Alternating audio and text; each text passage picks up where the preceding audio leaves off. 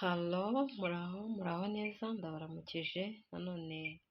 Yesu nashimwe kandi Yesu nahimbazwe, bakunzi b'ijambo ry'Imana ndetse bakunzi ba Channel Women in God Ministry.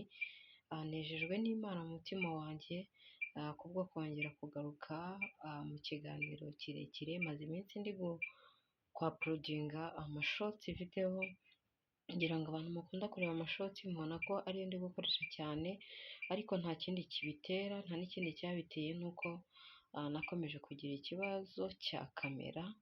Ariko nubwo bimeze bityo, ndaje nzanye ndetse n'ijambo ry'Imana tujye gusanga muri Matayo, ni ibice 8. Turasoma duhereye ku murongo wa 18.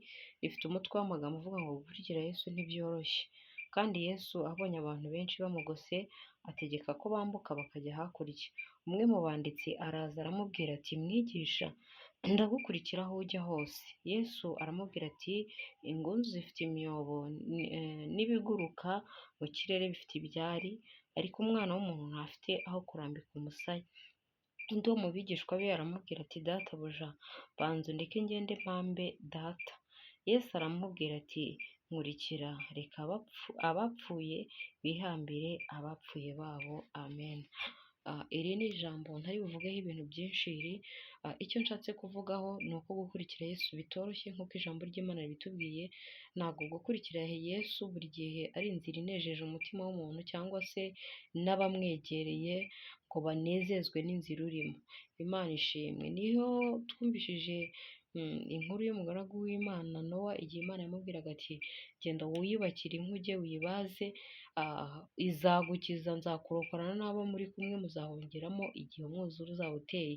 Nowa yagerageje kubibwira benshi bari bamwegera ati, muze mumfashe twubake, ariko baramuseka, baramupfobya, baramusuzugura. Aravuga ati, wa musaza we wataye umutwe. Rero ni nako no gukurikira Yesu bimeze.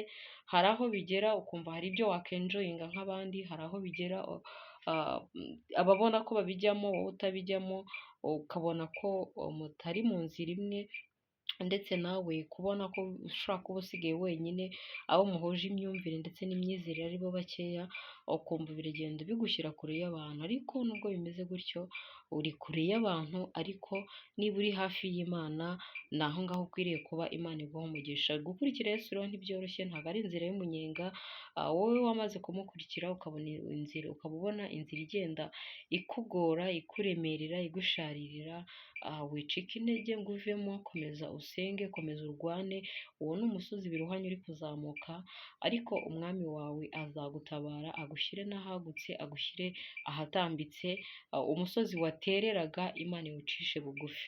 Ndabakunda rero, iryo ni ryo jambo nari mbazaniye kuri uyu munsi. Reka dusenge. Turagushimye mwami Yesu, ijambo ryawe ritubwiye ngo ingunzu ndetse n'izindi nyamaswa bifite aho biryama, ngo ariko umwana w'umuntu we ntaho afite. kandi rikongera rikatubwira ngo kugukurikira ntabwo byoroshye.